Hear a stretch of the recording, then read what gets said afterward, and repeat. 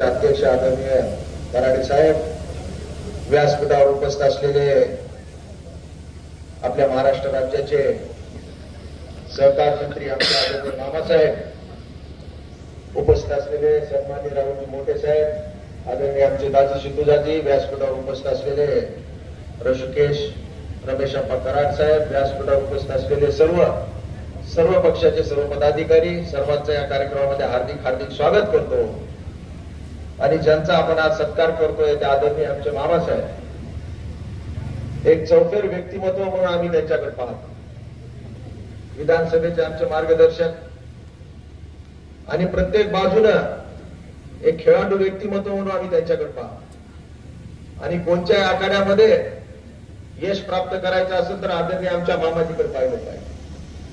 मग कुस्तीचा आखाडा असेल, सहकाराचा आखाडा असेल, राजकीय आखाडा असेल किंवा सरकार स्थापनेनंतर मंत्रिमंडळाचा आखाड्यामध्ये सुद्धा त्यांनी बाजी मारलेली म्हणजे ते कोण तर आमचे आदरणीय मामासाहेब।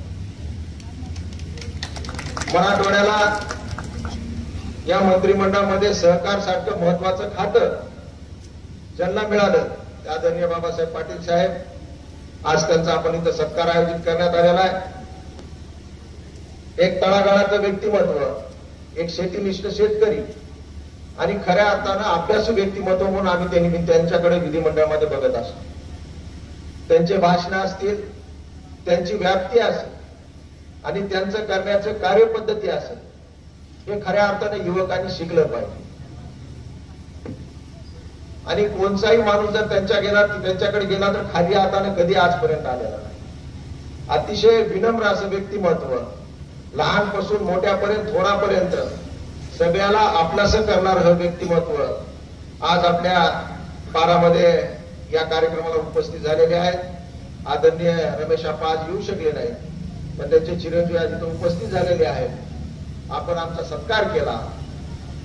मी या भूमिपुत्र या पंचक्रोशीतला व्यक्ती, एक मुलगा, निश्चितच मला कित्येक वर्षापासून मी सुद्धा समाजकारणामध्ये राजकारणामध्ये आहे, कित्येक सत्कार झाले, पण मी म्हणेल की आजचा हा आणि धनेश्वरी बोरगावचा सत्कार हे माझ्यासाठी आयुष्यातला सगळ्यात मोठा सत्कार आहे।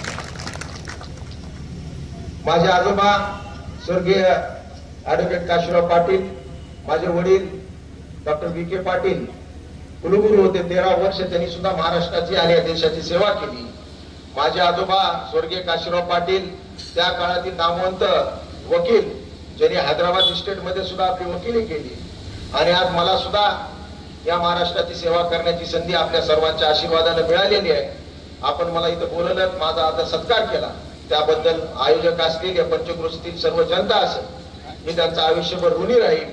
आणि निश्चितच भविष्य काळामध्ये या परिसराच्या विकासाच्या संदर्भामध्ये काही प्रश्न असतील तर माझी जेवढी ताकद आहे निश्चित त्या ताकदीने लढेल आणि आपल्याला जेवढा निधी माझ्याच्या नवीन तेवढा निधी आणण्याचा प्रयत्न करेल। मी जरी विरोधी पक्षामध्ये असेल तर आदरणीय आमचे मामासाहेब सरकारमध्ये असल्यामुळे निश्चित आपल्याला कसल्या प्रकारची निधीची कमतरता पडणार नाही। मी त्यांच्या वतीने या निमित्तानं आपल्या सर्वांना अभिवचन देतो।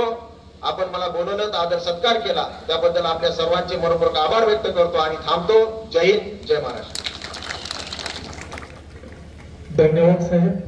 आपण आपल्या वाणीतून बारावाशियांना आणि समस्त पंचक्रोशीतील या तमाम बंधूंना, वडीलधाऱ्या मंडळींना जी शाश्वती दिली त्याबद्दल पुनश्च एकदा संयोजन समिती आपलं ऋण व्यक्त करू।